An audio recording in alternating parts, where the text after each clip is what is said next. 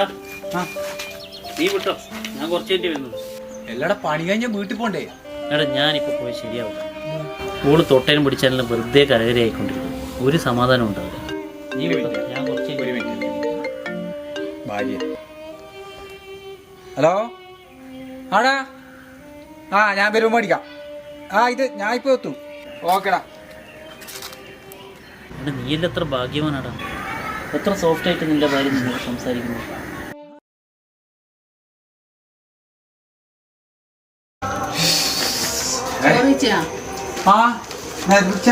നീ കുറിച്ചെല്ലാം കുട്ടിയല്ലേ ചോറ് വെച്ചിട്ട് കുടിക്കാനെടുക്കട്ടെ. നീ പറ്റി കുടിക്കാനെടുത്ത